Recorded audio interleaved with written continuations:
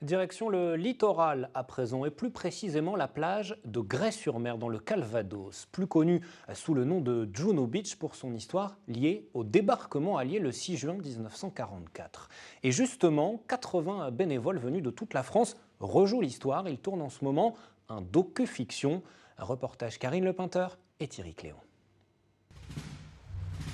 Un samedi matin, les pieds dans l'eau, il fallait être motivé pour endosser l'équipement militaire d'un soldat canadien de la Royal Winnipeg Rifles. On avance lentement. Il faut que la caméra, elle puisse nous suivre. Est-ce que c'est bon pour tout le monde? Ces bénévoles viennent de toute la France pour tourner cette séquence de débarquement du 6 juin 1944 sur la plage de Juno Beach à Grès-sur-Mer. C'est physique, c'est intense. Après le tournage, on sait qu'on fait la séquence, on coupe, on se remet en arrière et on refait plusieurs fois la prise. Donc ça, c'est le plus compliqué. Mais on est tous volontaires pour faire ça. C'est le 3e rendez-vous de ces passionnés d'histoire pour tourner ce documentaire.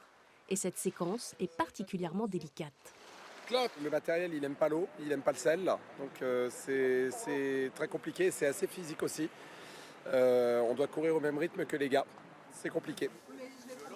Les 80 figurants doivent franchir une trentaine d'obstacles, identiques à ceux présents le 6 juin 1944. Et pour éviter les blessures réelles, une règle d'or.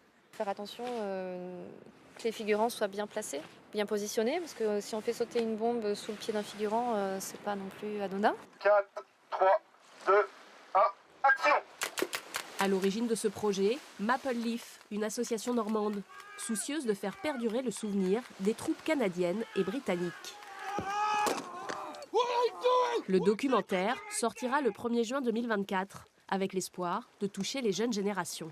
Je pense qu'ils ne s'intéressent peut-être pas assez à notre histoire et le but c'est de nous, jeunes générations et jeunes associations passionnées d'histoire, de leur transmettre les connaissances que l'on peut avoir et aussi les connaissances qu'on a pu avoir avec les vétérans que nous avons pu rencontrer.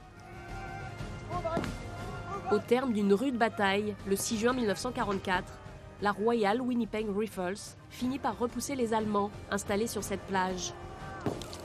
Mais la compagnie canadienne perdit ce jour-là les 3/4 de ses hommes.